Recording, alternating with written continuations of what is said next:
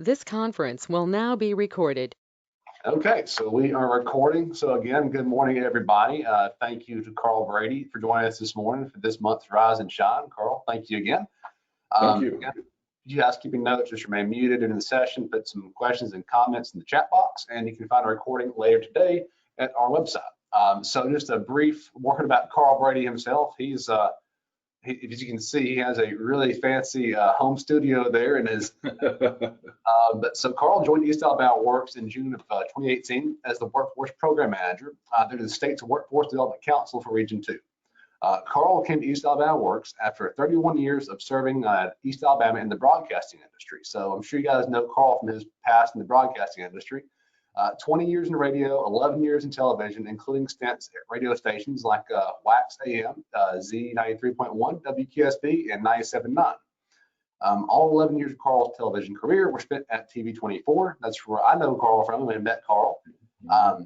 Let's see, where he worked as a producer, editor, graphic artist, writer, talk show host, and news anchor. That's a lot of positions to hold. That's a lot of experience. Carl's also been recognized as one of the state's recognized as one of the best in Alabama broadcasting and is a 4-time Alabama Broadcasters Association Abby Award winner. Congratulations, Carl. Thank you. On a personal note, Carl's a native of Gadsden. He currently resides in the Calhoun County community of Alexandria. And as the Workforce Program Manager for East AlabamaWorks, Carl helps identify the workforce needs of business and industry and helps to fill those needs with a skilled, well-trained, and available workforce in East Alabama. So that's a quick intro to our speaker this morning. So with no further ado, I will reassign Carl as the presenter. Give me 1 second, guys, and get that fixed up for us. Yeah, it might take us just a second to get that completely set up and working correctly. There we go.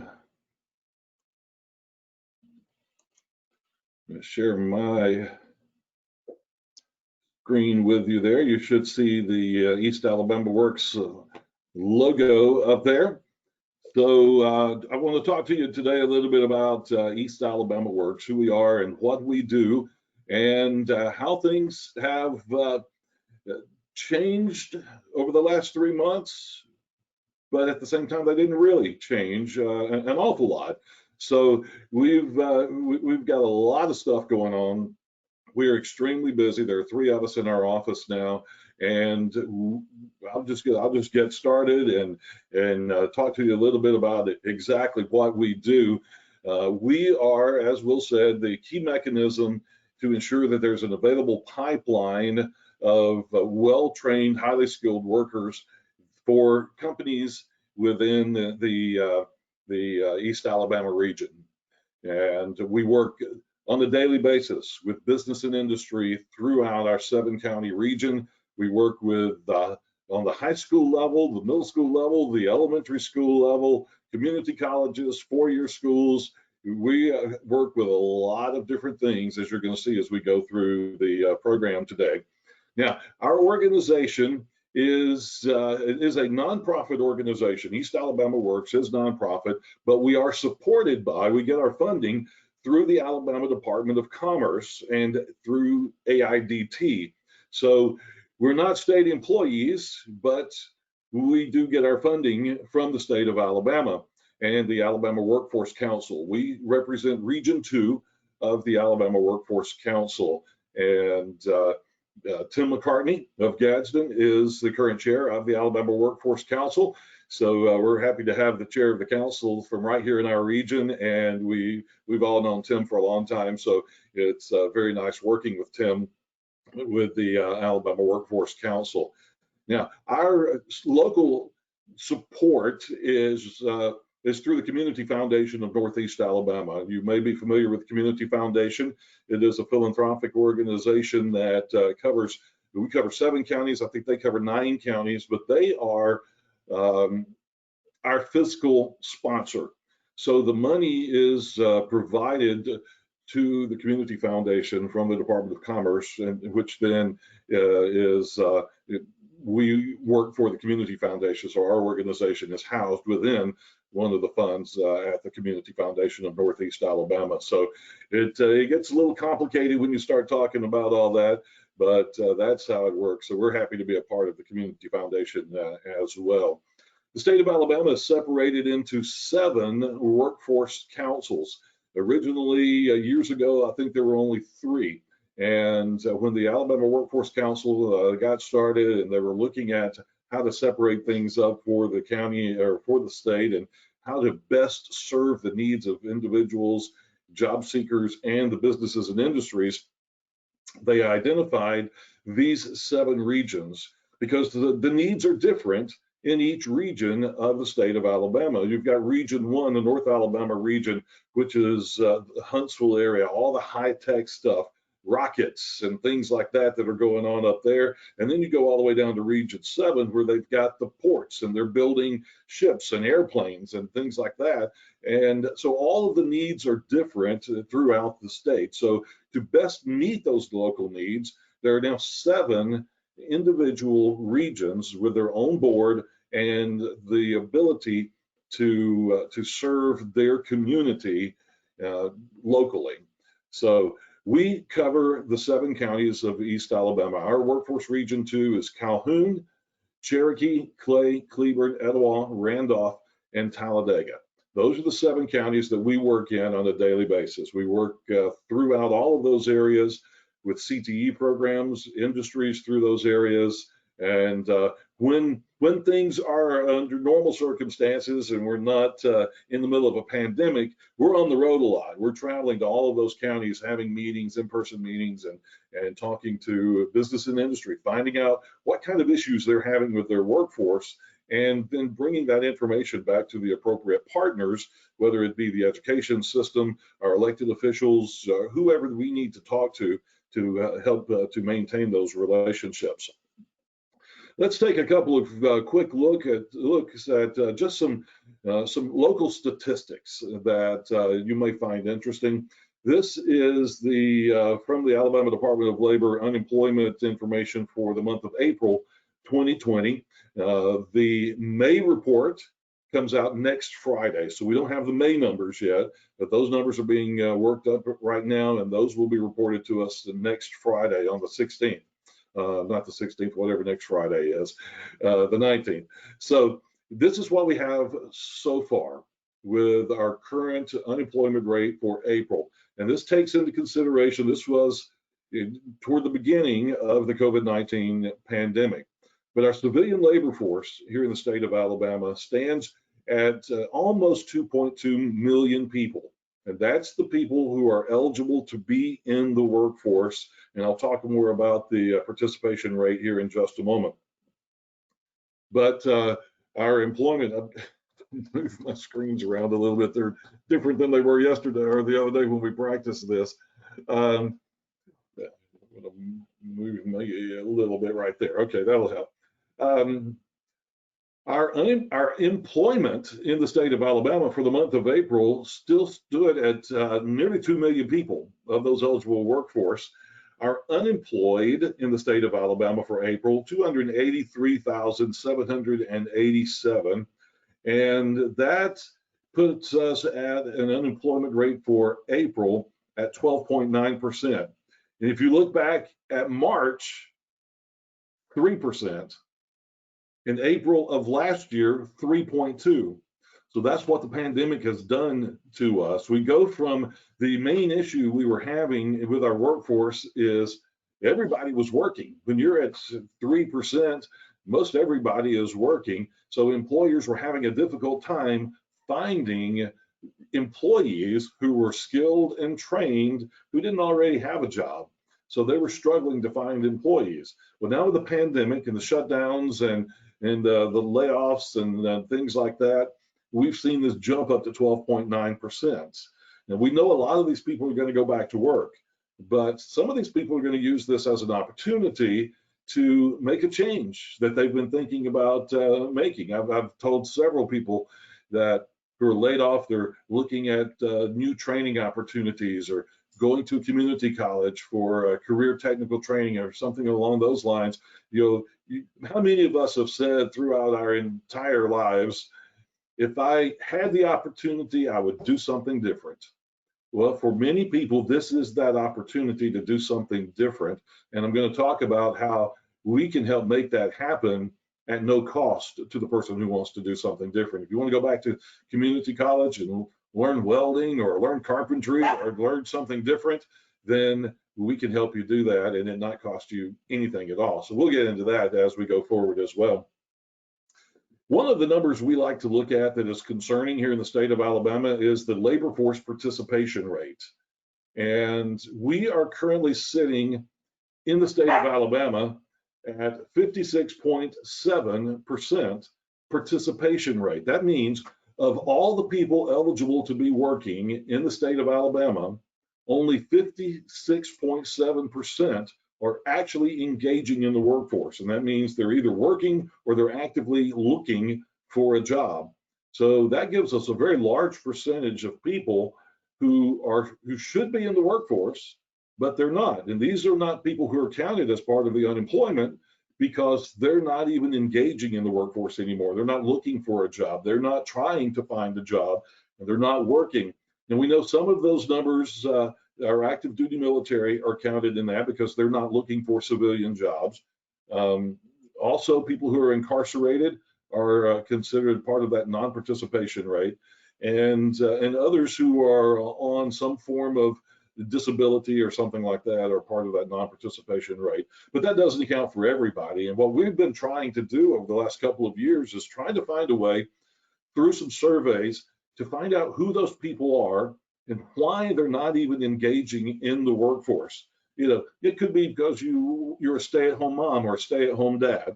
That's fine. We need to know this. We need to find these people. But what we're finding with some of our surveys is there are just people who just aren't working. And you ask them the questions in the survey. If somebody were to offer you a job, would you go to work? And their answer usually is yes. Then you ask the question, what are you doing to try to find work? And their answer is nothing. And so they're not trying to find work, but if somebody comes up and offers me $30 an hour, I might consider it. And that's a little unrealistic expectation. So those are some of the things. That's one of the things that we're looking at is the participation rate. For Region 2, this will break this down just specifically for the counties in Region 2 from that same data set of information for the month of April. As you can see, the civilian labor force here in Region 2 is 362,832. We'll talk about that, break that down a little bit more in a second as well. But here you can see some of the numbers directly for our region. And the unemployment rate, you can see for March of 2020 on the far right side there, we're all in the threes. There's a couple of 2.9s. There's a 4 for Etowah County. And then April, here we go. We all jumped back up again. And our overall average rate for Region 2 for our 7 counties is 14.7%. And we really don't have any idea of what May is going to show. I'm anxious to see the May numbers because the May numbers that came from the federal government last week shocked everybody. All the analysts had said that it was going to be close to 20%. It was going to be much worse. Well, then we found out that the economy added back about 2.5 million jobs in the month of May as people started going back to work and the economy started opening up. And so the rate was somewhere in the 13s, I believe, 13 or 14%.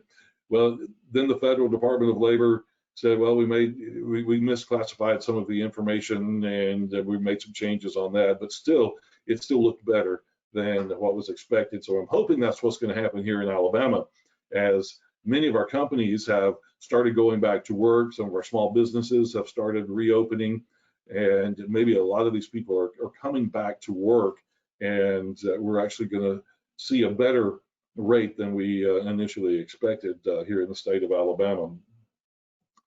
Here in Region 2, just some notes about population and things like that. According to the latest census estimates, we are just under 375,000 people if you add the total of our 7 counties here in Region 2. If you take the working age population, those are people who are ages 15 to 65 who should be working for whatever reason. There's just over 307,000 people in the region who should be working. Our labor force, as we saw a minute ago, was 162,832. So our labor participation rate for our Region 2 is only 53%. So that means 47% of adults 15 to 65 who could be working, 47% of them are not. And we talked about the reasons earlier on that, but what we're really concerned with too on that is for those who aren't working, who aren't on disability or being supported by working mom and being supported by the family, those kind of things. How are these people making a living? How are they surviving? These are questions that we're constantly asking and trying to find answers to. But this is always a number that shocks people to know that almost half of our working age population in Alabama is not participating in the labor force. And that's one of the missions that we have at East AlabamaWorks is identifying those people and finding out what's going to get them back in the workforce. When we had the super low unemployment rates, we needed more people in the workforce. We needed more people who could go to work, who could work a job, who could get a job and stick with it. And we'll still need that. We will still need that as everything comes back online and gets restarted, and the people who've been laid off go back to work or find new jobs, those kind of things. We're still going to need people to come into the workforce. So we've still got to work on that non-participation rate and decreasing the non-participation rate and get more people working into the workforce. So just some basic notes on unemployment that, we all got hit so hard by the sudden numbers of unemployed people throughout the country. And here in the state of Alabama, the Alabama Department of Labor struggled in the beginning to keep up with the numbers. And I know there was a lot of frustration. There were a lot of people who were upset with the Department of Labor. But when you have that sudden influx, it's, how do you prepare for that? And they've done a great job of responding to getting things moving as best they can, and getting that going, and getting the money paid out, and getting people signed up for unemployment. And where we stand right now, the number I mentioned, let's see, in the week ending June 6th, nationally, we added 1.54 million new unemployment claims. So we have just over 30 million people in the United States with active unemployment claims right now. And I think we actually had peaked out at near 40 at one time. So we do have people going back to work, but these are the total active unemployment claims as of June the 3rd. Now here in the state of Alabama, these numbers are staggering. Between March 16th and June 3rd, just here in the state of Alabama, the Alabama Department of Labor has paid out $1.59 billion with a B in unemployment claims. 1.59 billion in unemployment claims. Now, of that, 1.1 billion is that additional $600 federal benefit that has been tacked on top of Alabama's $275 a week unemployment benefit. So that money will be eventually reimbursed by the federal government, but the state of Alabama is paying this out right now. About 92% of approved active claims are getting their money as they're supposed to right now. That's 292,000, just over 292,000 people in Alabama are getting their money, getting it on time. There's still just a few that they're still working through the process. Secretary Fitzgerald Washington made the statement that the state is paying out the equivalent of a year's worth of normal unemployment claims in Alabama every 2 weeks. That's how much money this is costing. And they did, as we mentioned, their response and the issues that they were having. They have opened another new call center just last week with 60 more employees to answer the phones there and try to get people as access to information and to as much information as possible. Lots of frustration, understandable frustration. When you get laid off and you lose that paycheck and you're depending on unemployment to get you through, you want that to be a seamless operation and to go as smoothly as possible. And I've heard a lot of really good stories from people who did have a smooth transition and had a smooth process. And so you're seeing a little bit of both ends of that, but I think they're in a good place now and things are working fairly smoothly. Had a conversation with someone from one of the career centers, and they are back to the point where they're helping job seekers and helping the businesses in the community and not just answering the phones for unemployment problems. So they're getting back to their mission as to what they're able to do, thanks to the new call centers and the new things that they've done with servers and websites and that kind of stuff. Some characteristics of the claims. I just thought this was interesting information that the Department of Labor puts out of who is unemployed, who are these active claims coming from. So if you look at the little bar chart on the left, INA, information not available, represents 22%. I don't understand that, because if you're filing unemployment, surely there's something on your unemployment paperwork that says what job you were working before you became unemployed. But this is as of, it was in end of March, middle of April when they put this information together. Well, this is updated on 5/28. There it is at the bottom of the screen. They're updated on 5/28. Manufacturing represents nearly 31,000 of the jobs lost during this time. Accommodation and food services is way up there because of our restaurants, hotels. Many hotels still not seeing much business.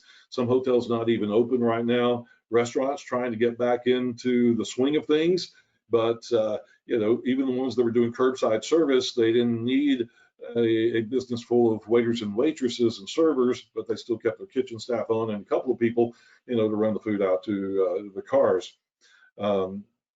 Administrative support and waste management, health services and social assistance, retail trade, and then you can see the numbers drop off pretty consistently. Transportation and warehousing still worked very hard, although they have had some hiccups and some issues in what they do as well. Construction stayed pretty steady. Most construction companies continued working.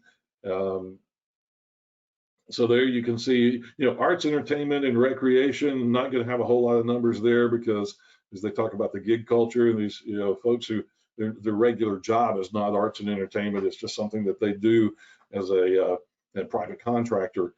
So that there was always some question about how that was going to work with unemployment as well. And if you look at the numbers, 59.4% of claimants are female and 40.6% are male. The largest age group of claimants is the 25 to 34-year-old age group. And so it's interesting to look at some of those numbers and see who is out there and who's filing the claims. Now, laid off and dislocated workers, there are lots of benefits, lots of things that can be put into place for those workers, for companies that are closing completely, and we've heard of some of those. There are, depending on your buyout clause and your buyout contract, you know, I know there's some that have been, you know, you take this buyout and you're precluded from pursuing a job for a certain number of months or a certain number of years. But if you're laid off from your job, you don't know if you're going to go back or not, you not know what your situation is, there are some benefits that are available for folks who are laid off. And most of those come through the Workforce Innovation and Opportunity Act, or WIOA, or WIOA, as most of us call it. It provides federal money to the state for a variety of benefits. including individual training accounts, which is basically a scholarship, GED completion programs, OJT, on-the-job training programs, relocation assistance in some cases, things like that. So let's talk about ITAs. This is something that I think that are really popular and still unknown to a large majority of the public. And I would like this, I try to get the word out on the ITAs. This is something I think is a great program. An individual training account comes through the Workforce Innovation and Opportunity Act, and it will provide an eligible worker up to $15,000 to cover the cost of enrolling in a high demand skilled trade program. So, and this is whether you're laid off or not, this is something that's out there. If you meet the eligibility requirements and you'd like to go to Gadsden State, Central Alabama Community College, any of the community colleges that are out there that offer training, truck driver training, that offer welding or carpentry or electrical, those kind of things. Even the nursing training is technical, high-skilled training programs. You can go through a WIOA program, get an individual training account, which is basically, again, a scholarship that will cost you no money. It's not a grant. You don't have to pay it back or anything. Up to $15,000 for you to go through your training program at in an approved training program like a community college. It covers the cost of if you're going into carpentry and you need some tools and tool belt, it'll help you cover the cost of that. If you need steel-toed shoes as a welder, it'll help you cover the cost of that. If you need scrubs or things like that, if you're in a nursing program, it'll help cover the cost of that as well. The individual training account is a wonderful program for people who want to get re-skilled and get back into the workforce and who maybe have the time to go through a program. And most programs in community college, that $15,000 is going to cover every bit of the cost that will put you through one of those community college programs. Now, on-the-job training is something as well. And this, on the surface, people say, well, that's more of a benefit for the employer than it is for the employee. But it actually helps both. The on-the-job training program helps employers cover the cost of training a new employee by reimbursing that employer for 50 and sometimes 75% of that new employee's pay while they're in their in-house training program.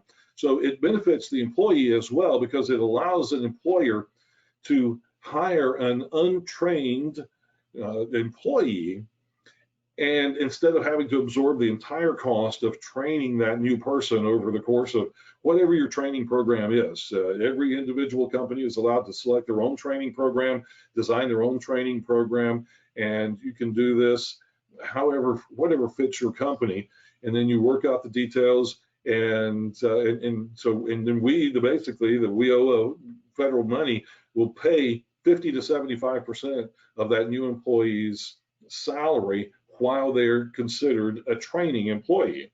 So it's a great benefit, and it allows that new worker who needs some training to come into the program and get the training they need.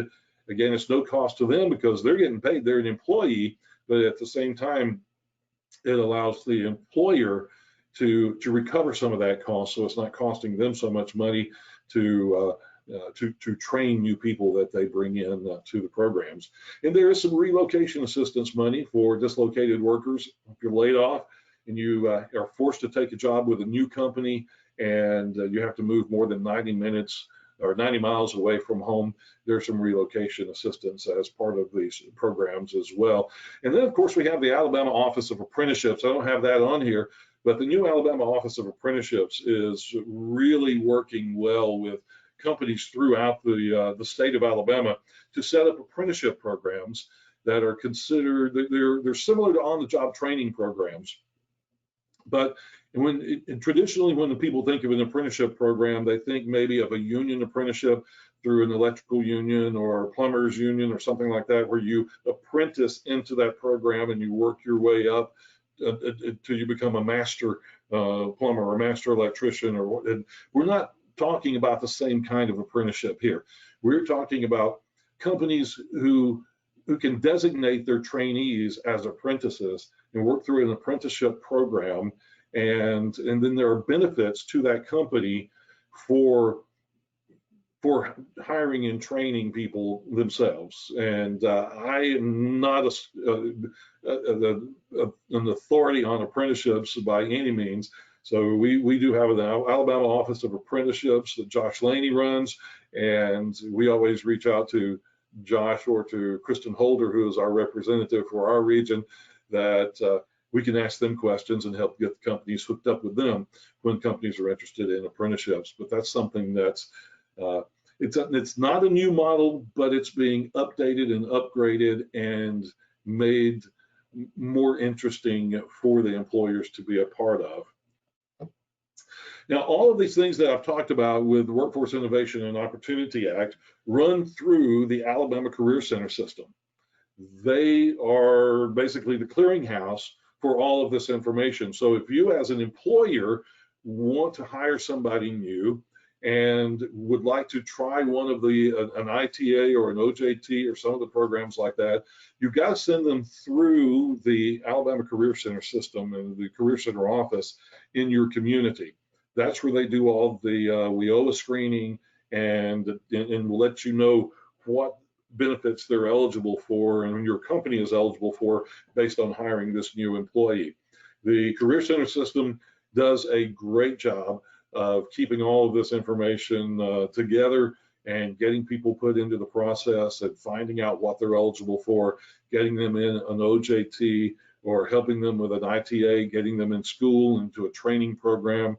Whether we've got four offices in our region: Anniston, Gadsden, Roanoke, and Talladega, and we have nothing but great things to say about our relationship with the Career Center system. We work very closely. The Career Center system is run by the Department of Labor, and we work very closely with them on a regular basis. We're talking to them all the time and constantly communicating with them. One of the things I did want to point out about the Career Center system is in the midst of the pandemic, we have a little bit of a confusion going on because there has been a desire to consolidate the branding of AlabamaWorks and the Career Center system and get everybody under the same heading and the same branding of AlabamaWorks. So we have AlabamaWorks, which is the Alabama Workforce Council. Their website is alabamaworks.com. Then you have all 7 region councils: East AlabamaWorks.com, North AlabamaWorks.com, West AlabamaWorks.com, all by their own their region names. But to bring that AlabamaWorks branding together, it was decided at some point that the career centers needed to be under that AlabamaWorks heading and branding as well. So recently, what most people have known for years as JobLink has now become the part of the AlabamaWorks system. It's still the same system, it's still the same services, it's still the Career Center system, but instead of going to joblink.alabama.gov, you now use the website alabamaworks.alabama.gov, and that takes you into the Career Center system where you can, as an employer, you can post your jobs. All of this is free. This is all services of the state of Alabama. It doesn't cost anybody anything. You can post your jobs on there. You can look through resumes. You can look through people who are looking for jobs. And as a job seeker, you can go on there and you can sign up for Career Center services. They do all kinds of different career training programs, all kinds of employability skills programs that help you with your resume, help you design your resume and get everything posted and out there so that employers can find you. So just remember that and take a screenshot, write that down, that what used to be JobLink is now part of the AlabamaWorks program.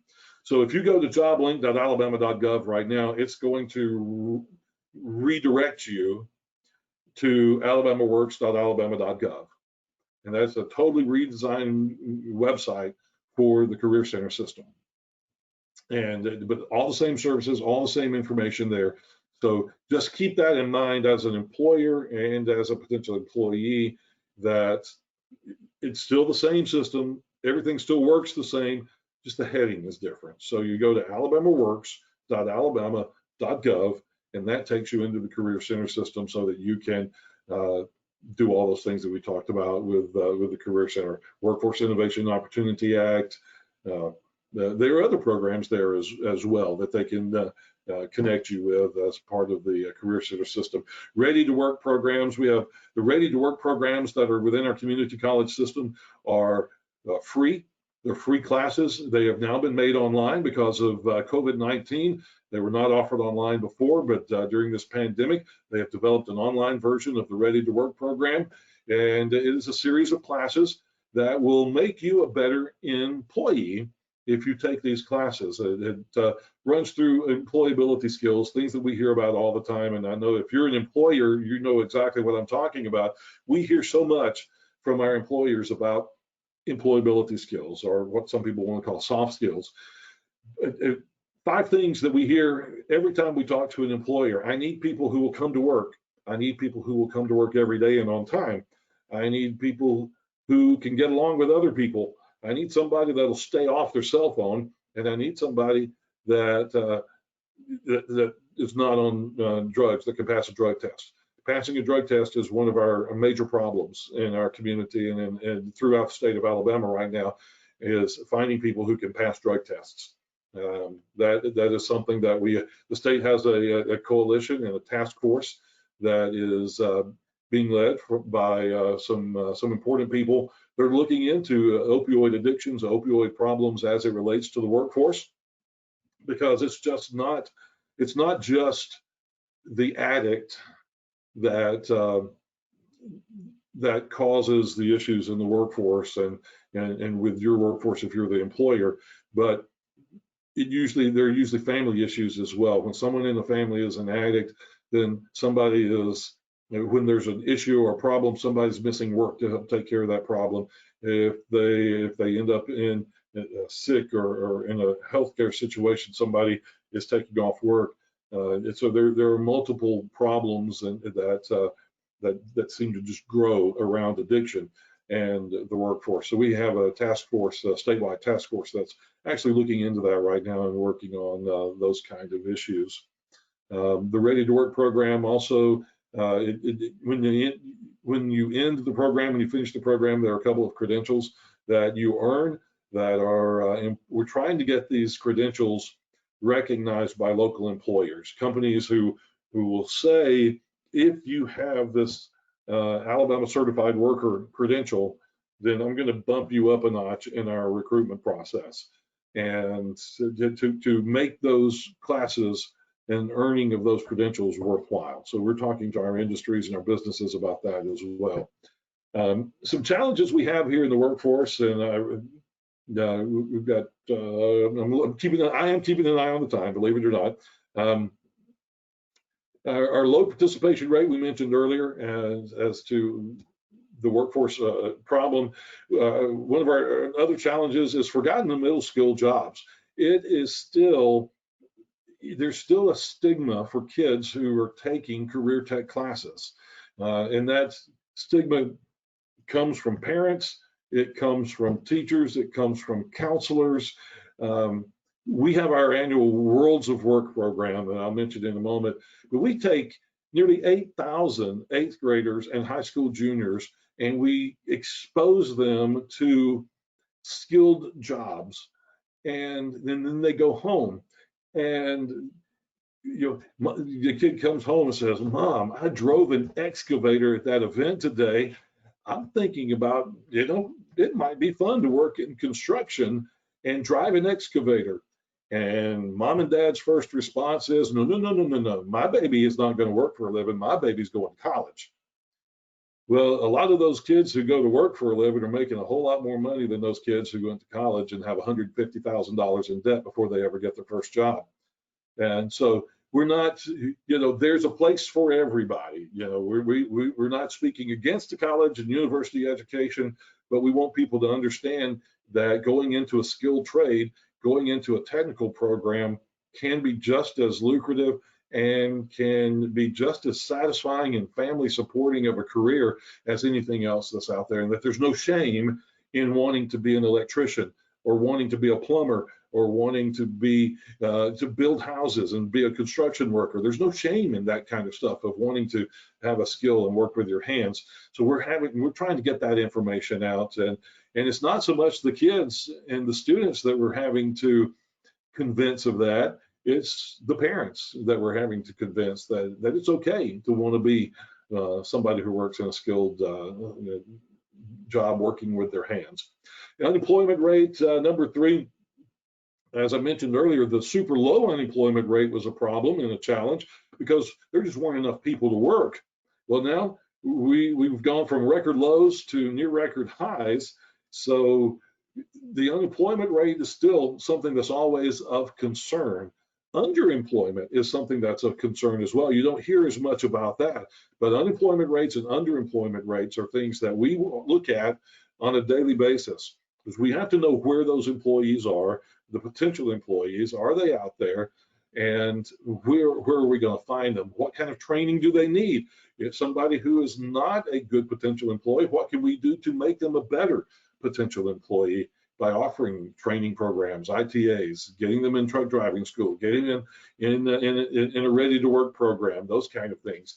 So we're building these relationships and making these connections is what we do. We helped participate in Calhoun County earlier this week on Wednesday in a hiring fair, a job fair, skilled industrial job fair is what we called it. Because of social distancing guidelines and things like that, we had to limit to only about 12 or 13 companies that were participating, but we had 377 people show up at this job fair over the course of 4 hours. And because of the layoffs and the higher unemployment rate, the quality of job seeker, according to the companies, was different. The age group was different. Instead of having a 20-year-old who dropped out of college after a year wanting to work in a high-skilled career, but they've never been to a trade school, they had 45-year-old men and women who have 10, 15 years of experience in their trade looking for a job now. And there's companies that are still hiring. That's one of the weird things about this pandemic is we're hearing layoffs. We hear all these other issues and shutdowns and things like that, but what you're not hearing about that much is almost every one of these companies in our area are still hiring. The companies that are working need workers. They're still going strong. Honda is coming back. Honda is hiring. Honda is rebuilding their production after their shutdown, and they're actually going to go above 100% production at some point so that they can catch up with what they missed while they were out. So a lot of these companies are still in need of good, hardworking, highly skilled employees. So the unemployment rate should not stay high for very long as these companies come back together and start hiring. The companies now are going to be a little more picky about who they hire because they've got a better choice of people in the workforce. So it's all kind of working together there. Another problem that we see as a challenge is our education numbers here in the state of Alabama. Post-secondary attainment in 2017 in Alabama was only 43%. That means only 43% of Alabama workers had gone anywhere beyond high school. And by 2025, most jobs in the state of Alabama, or 51% of jobs in Alabama, are going to require some kind of post-high school education. I'm kind of harsh with some of the kids that I talk to sometimes and tell them, just because you have a high school diploma, don't think you're special. Everybody's got a high school diploma now. Almost everybody's got a high school diploma. You go into that job interview, everybody competing for that job has a high school diploma. So what you need to be looking at is post-secondary attainment, even if that's just going to truck driving school or going to a short-term certificate program at a community college, or if you earned some kind of credential while you were still in high school going through your CTE program.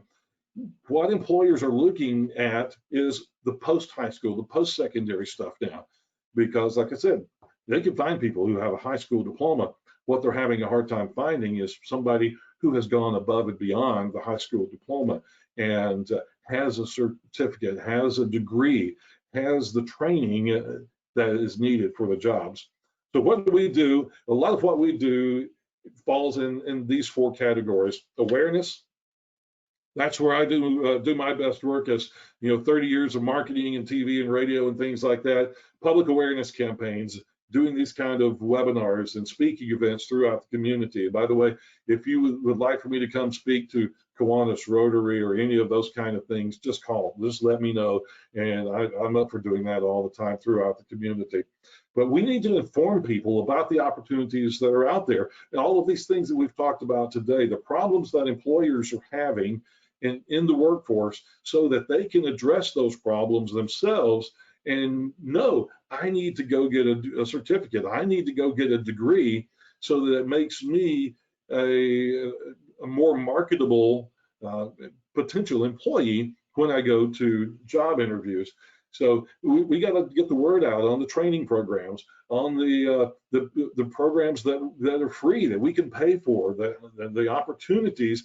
We don't want anybody sitting back and say, I didn't know about it, or I can't do it because I can't afford it.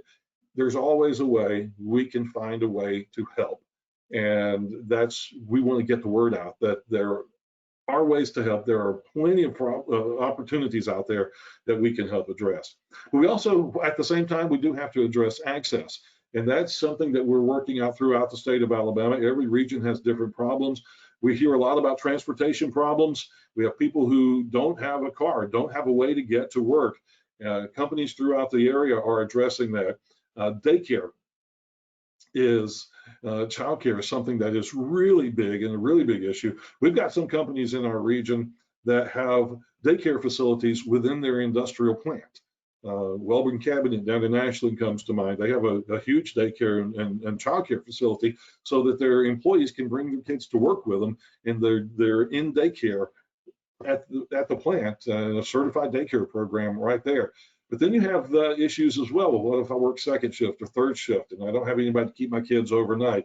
The chamber in Gadsden, we've been part of that discussion with them as well. That's one of the things that we are working on through the chamber and through our other partners. So there, access to education programs, to training programs, and to the jobs. We have to work on that. We learned with the pandemic that we don't have enough internet access in the state of Alabama. And I see Gil Isbell is down there, and I know you guys are working on that. And some of this pandemic funding that's coming to the state has got to be used for broadband access. Many of our school kids, when they let school out and tried to go to online learning, just couldn't participate. They didn't have internet in their home, or their internet in their home wasn't good enough, didn't have enough bandwidth, so that 10th grade big brother and middle school big sister and elementary school little brother couldn't all work at the same time because they didn't have enough bandwidth to get all their homework done, or enough devices in the home to get these things done. So internet access, something that we consider as simple as internet access, is something that's got to be addressed in Alabama as well. So something we're working on.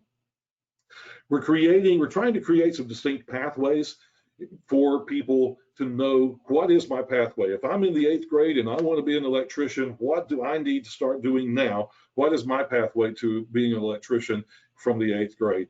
We have created the Alabama Committee on Credentialing and Career Pathways, the ACCP, that has put together, we love our acronyms in the state, TAC committees. These are technical advisory committees in 16 different areas, in 16 career clusters, and each region has representatives on these TAC committees, and they're local business people. That's one thing about the East AlabamaWorks and the AlabamaWorks program. We are not run by elected officials or politicians. We are directed by the local business community. Our board of directors is made up of people in the local business community, so that we can directly access and address the needs of the local business community. And one more thing, collaboration. Our job is to promote collaboration. We get with the businesses and industries, we get with the elected officials, we get with city officials and county officials and state officials, education officials, the industries. One of the best collaboration examples I can give you is a program called FAME that we helped start with Gadsden State Community College. Our industries came to us and said, we need these people. We need this particular type of training that's not being offered in East Alabama. So then we go to Gadsden State and say, okay, let's offer that kind of training. We came up with the FAME program. So now we're just about ready to kick off our second cohort of students. They go to school 2 days a week at Gadsden State. They work 3 days a week at their sponsoring industry. So it's basically kind of a work study type program, but what they're learning in school is being supported by their work in the industry 3 days a week, and they're getting paid at the same time that they're working in their sponsoring industry. Our industries in the area love it, the schools love it, the students love it, and it's a great program. And there's so much more I can talk to you about, but I'm going to stop right there and see if there are any questions since we are coming up against the clock. We have a few more minutes to go, so do any questions right now? You guys put those in the chat if you want to, or feel free to unmute yourself. And I'm going to unshare so that we can all see each other if I find my cursor. Got it. There we go. See any questions right now? Yeah, it's while some people are out there thinking of questions to ask or typing out questions, you're absolutely right, Carl. I know when you and I had our test run the other day that I have, experience with, friends of mine that, I went to the college degree route. They went to the 2-year associate's degree route, and they're working in jobs very lucrative right now. You're absolutely right. One of the most important things that we've been doing, and the Chamber has helped us with some of these as well, is our educator workforce academies. We take teachers out into businesses and industries because through no fault of their own, teachers have spent their life in a classroom. And many teachers will admit to us, I really don't know how to answer the question when a student asks me, why am I having to study this math problem? Why am I having to do this? And the correct answer is not because it's going to be on the test. The correct answer is because you're going to need to know how to do this if you're going to be an electrician. If you're going to be, in the world of construction, one of the things that is most frustrating to construction company owners and HR people is the number of people who do not know how to read a tape measure.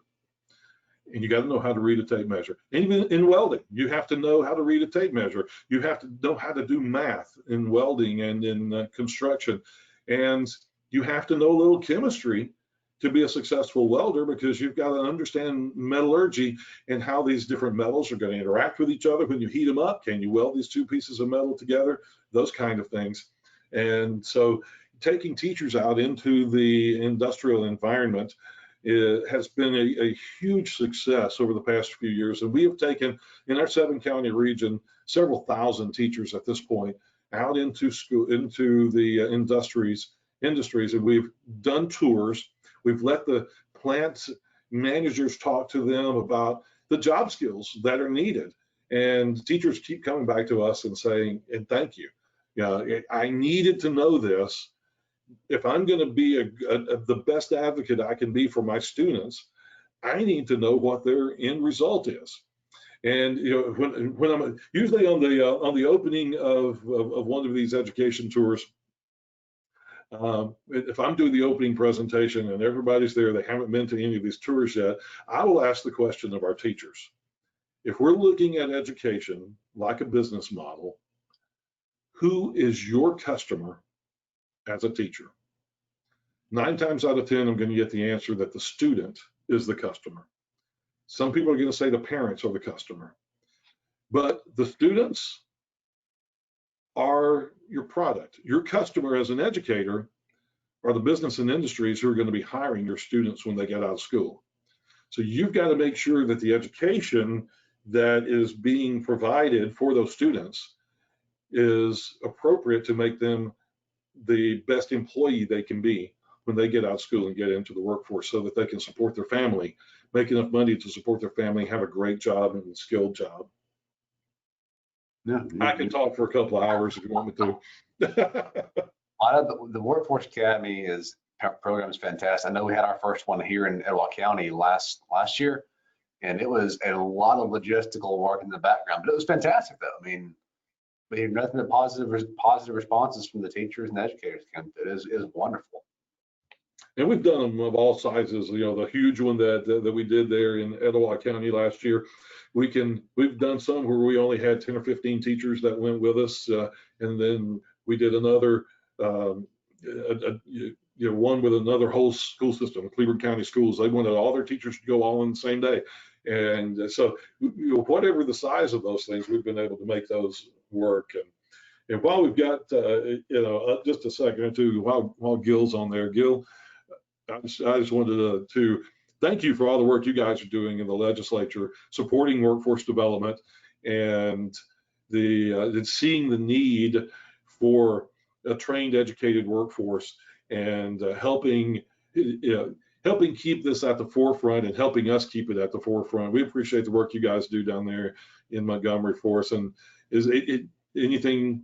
I don't want to jump on Will here, but is there anything you want to say? The only thing I would say is that, funds expended toward training and development is money well spent. And in the long run, if we can figure out how to continue to how to get more people into the trades, go through the community college, it's going to be it will benefit not only the individuals, but the state in the long run. And we appreciate what workforce development does, what you guys do. Thank you. Well, I'll let you have it. Yeah, I think we are up on time, so I'm gonna cut off the recording. But again, Carl, thank you so much. Hey, War Eagle, I see the cup there. Oh yeah, War Eagle, absolutely. Thank you for joining us this morning and taking time out of your schedule to speak to us. I'm going to turn this recording off.